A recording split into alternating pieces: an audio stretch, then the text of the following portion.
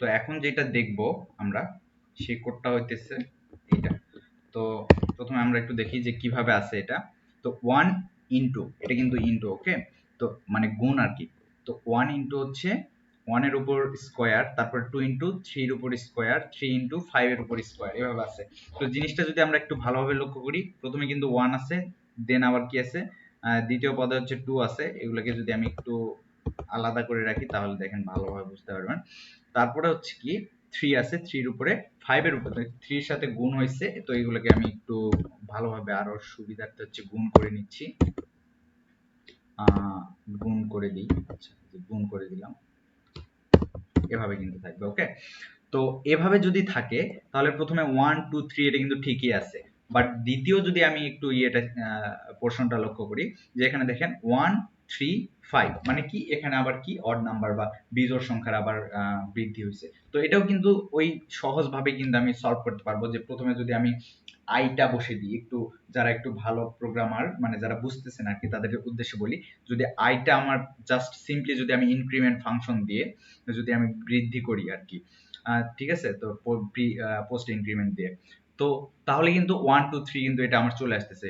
তার সাথে যদি আমি ইনটু দিয়ে যদি আমি 2i minus 1 এটার উপর স্কয়ার বা দুইবার লিখি গুণ করে, তাহলেই তো আমার প্রবলেমটা সলভ হয়ে যাইতেছে, একদম ইজি। তো চলেন এটা আমরা একটু সলভ করি।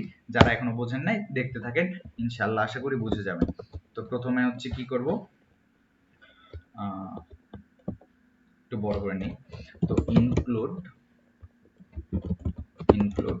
stdio.h, মানে এটার একটু অর্থ অনেকে হয়তো জানেন না, এটা একটু বলে নিই। ইনক্লুড stdio.h হচ্ছে একটা যে হেডার ফাংশন বা হচ্ছে লাইব্রেরি বলা যায়। তো এটার ভিতরে কিন্তু হচ্ছে ইনপুট আউটপুটে যে আমরা স্ক্যানএফ দিই, প্রিন্টএফ দিই, এটার জন্য এটা হচ্ছে প্রি ডিফাইন্ড একটা হচ্ছে ফাংশন, ঠিক আছে। তো এটার অর্থ হচ্ছে স্ট্যান্ডার্ড ইনপুট অ্যান্ড আউটপুট, আর ডট এইচ মানে বোঝাইতেছে যে হেডার ফাইল, ওকে। তো এটাই হচ্ছে এটার মিনিং। তো আমাদের কিন্তু সি প্রোগ্রামিং এ কিন্তু 6টা ধাপ আছে। তো এই ধাপগুলা দেখে নিলে যদি আমি একটু বলি তাহলে দেখেন, এটা কিন্তু হচ্ছে আমাদের বিভিন্ন কিছু ডেফিনেশন থাকে, তারপর এটা হেডার ফাইল, তারপর হচ্ছে ইন্টিজার মেইন, দেন হচ্ছে এই ইন্টিজার মেইনটা কি, এটা হচ্ছে একটা মেইন ফাংশন, ওকে। এটা হচ্ছে কি, এটা হচ্ছে একটা মেইন ফাংশন, ওকে। তো মেইন ফাংশনের কাজ কি, যে এখান থেকে হচ্ছে কোডটা রান হওয়া শুরু হয়, রিটার্ন 0, ওকে, দিয়ে দিলাম। এখন হচ্ছে আমি যে মেইন এক্সিকিউশন পার্টে এসে আমি লিখবো এখন, যে ইন্টিজার হিসেবে এটা নিবে। দেখেন এটা কিন্তু সবই পাওয়ার করলে বা কি ইয়ে করলে কিন্তু ইন্টিজার হিসেবেই আসে। সো ইন্টিজার আই, তারপরে হচ্ছে এন, এবং হচ্ছে সাম ইকুয়ালস হচ্ছে 0। এটা আমি করে নিলাম। দেন আমি ইউজারকে বলবো যে হচ্ছে প্রিন্টএফ, এন্টার দিতে বলবো, enter the number of n, এটা বললাম। বলার পরে এখন স্ক্যানএফ দিয়ে আমি হচ্ছে পার্সেন্টেজ ডি নিলাম, দেন হচ্ছে আমার নিতে হবে m%n, মানে এটা দিয়ে কিন্তু কি আমরা ইনপুট নিই, এটুকু লিখে m%n লিখলে কি হবে, m%n লেখার মানেটা হচ্ছে m%n যদি আমি লিখি তাহলে ডি মানে হচ্ছে পার্সেন্টেজ ডি দিলাম, কারণ যে ইন্টিজার হিসেবে ইনপুট নিবে এন এর মধ্যে, ঠিক আছে।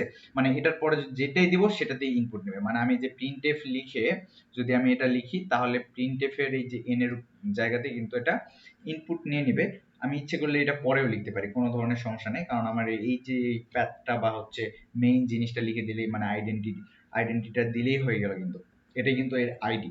তো পার্সেন্টেজ m%n দিলে কি হবে, যে n এর ভিতরে ইন্টিজার হিসেবে ভ্যালু গ্রহণ করবে, ঠিক আছে। ইউজার যেটা ইনপুট দিবে, আমি যদি 7 লিখি তাহলে 7 নিবে, 7.1 লিখি সেটা নেবে না, কারণ আমি এখানে ফরম্যাট স্পেসিফায়ার হিসেবে দিছি পার্সেন্টেজ ডি, ওকে। তো এখন আমরা লিখবো একটা ফর লুপ চালাবো।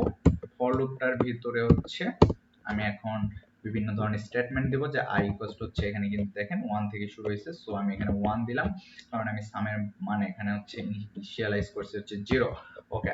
i less than or equal হচ্ছে n, দেন হচ্ছে i এক এক করে বাড়তে থাকবে, ইনক্রিমেন্ট ফাংশন দিয়ে দিলাম, দেন হচ্ছে সাম লিখলাম, যে সাম প্লাস এখানে একটু দেখেন i ইনটু, কেন দেব i ইনটু, দেখেন আইটা কিন্তু বাড়তে থাকবে, ঠিক আছে, আয়ের কাজ কিন্তু আয় ঠিকই করবে, কারণ আমি এখানে ইনক্রিমেন্ট ফাংশন দিয়ে দিছি, তারপরে কিন্তু এখানে কিন্তু এই স্টেটমেন্ট অনুযায়ী কিন্তু ঠিকই কাজ করবে। তো এটার সাথে গুণ আকারে আরেকটা আছে দেখেন, 1 এর উপর স্কয়ার। তো এই 1 এখানে থাকলেও কিন্তু এখানে কিন্তু আমি 1 এর উপর স্কয়ার যদি মানে সিম্পলি থাকতো, এখানে 2 এর উপর আবার সাথে গুণ দিয়ে স্কয়ার থাকলে কিন্তু আমি এখানে আরেকটা আই দিলে হয়ে যেত, বাট কিন্তু আরেকটা আই দিলে হবে না। কি করতে হবে, এখানে একটা সূত্র ফেলাইতে হবে। সূত্রটা কি? সূত্রটা হইতেছে 2i যদি আমি লিখি, একটু ভালো করে একটু খেয়াল করেন যে 2i, এটা ইনটু দিতে হবে, 2 ইনটু i যদি দিই, দেওয়ার পরে যদি আমি -1 দিই, তাহলে দেখেন যে আমার এই যে বিজোড় সংখ্যাগুলো চলে আসবে। এখানে 2 এর ভিতরে যদি আমি মানে i এর মানটা যখন 2 হবে, মানে দ্বিতীয় লুপে যখন সে যাবে, তাহলে 2 ইনটু 2 4 - 1 3, এই যে 3 দ্বিতীয় লুপে। তৃতীয় লুপে কি করবে, 3 ইনটু 2 মানে 6 - 1 মানে কি, এই যে 5 চলে আসছে। কিন্তু এভাবে 7 9 11 13 এভাবে কিন্তু চলে আসতে থাকবে। তো এইটা যেহেতু হচ্ছে কি, এটা যেহেতু হচ্ছে, এখানে দেখেন সবগুলোতেই কিন্তু পাওয়ার হিসেবে স্কয়ার আছে, এই জন্য আমি পাওয়ার ফাংশন ইউজ করতে পারি। আবার এইটাই আবার আমি গুণ করেও দিতে পারি, এখানে কপি করে নিয়ে দেন কিন্তু আমি এখানে গুণ করেও দিতে পারি এভাবে। ওকে, তো গুণ করে দিলাম, দিয়ে আমি হচ্ছে নিচে এখন লিখবো যে হচ্ছে printf পার্সেন্টেজ হচ্ছে ডি, দেন হচ্ছে এম% হচ্ছে সাম। আশা করা যায় এটা রান হয়ে যাবে। তো এটাকে আমি দিব যে হচ্ছে 2 ঘর পর্যন্ত। প্রথমে 2 ঘর পর্যন্ত দিলে এতগুলো আসতেছে কেন, একটু দেখা যাক। সবকিছু ঠিকঠাক, 2 ঘর পর্যন্ত।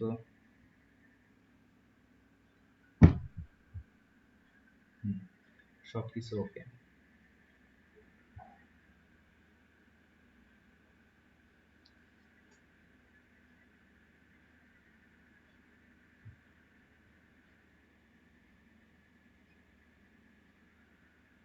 এখানে যদি প্রথম হয় তাহলে 2 -1 ঠিকই আছে।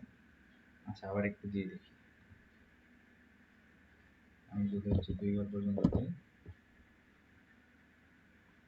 সেখানে একটু টোটালটা দেখি, টোটাল পার্সেন্টেজ ডি তো ঠিক হওয়ার কথা, এখানে কোনো ধরনের ঝামেলা নেই।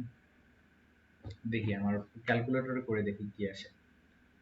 1 প্লাস 2 এর উপরে হচ্ছে 2 ইন্টু 3 এর উপরে স্কোয়ার, মানে 3 3 9, 9 2 18, 18 মানে আমার কিন্তু 19 আসবে। আমার কিন্তু 19 আসবে।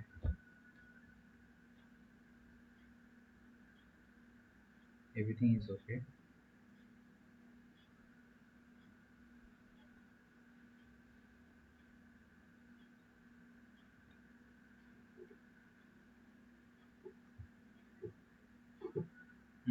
এই যে এখানে এম% নাম করা আছে, তো এটাও কিন্তু মানে একটু ভুলটা বুঝতে হবে। ওকে, এই যে দেখেন আমার কিন্তু 19 চলে আসছে। ওকে, তো এই হচ্ছে যে প্রোগ্রামিং, বিভিন্ন প্রবলেম আসবে। আমিও একদম যে এক্সপার্ট এরকম না, আমি যতটুকু জানি ততটুকুই হচ্ছে শেখানোর ট্রাই করি। তো আমার ভুল ত্রুটিগুলো একটু ক্ষমা সুন্দর দৃষ্টিতে দেখবেন। আমি ট্রাই করতেছি আরো আপনাদের জন্য ভালোভাবে এক্সপ্লেইন করার এবং নিজে নিজে হচ্ছে শেখার। আমার এটা মানে ভিডিওগুলো দেওয়ার মূল লক্ষ্য হচ্ছে যে আপনাদের মানে আমি যেগুলো প্রবলেম ফেস করি এবং ফেস করছি, সেগুলো যাতে আপনারা ফেস করলে সেটা থেকে ওভারকাম করতে পারেন। আমি যেহেতু অনেক কম বুঝি আর কি কোডগুলো, আমি একদম মানে লো লেভেল একজন স্টুডেন্ট মনে করি নিজেকে। সো সেই জায়গা থেকে মানে আমি যদি এগুলা এভাবে বুঝি, তাহলে আমার থেকে যারা ভালো স্টুডেন্ট, আপনারা সবাই ভালো স্টুডেন্ট, তো আপনারা অবশ্যই ভালো বুঝবেন। এই উদ্দেশ্যে আমার এই ভিডিওগুলো করা। তো ভালো থাকবেন সবাই এবং আমার জন্য দোয়া করবেন। ধন্যবাদ সবাইকে।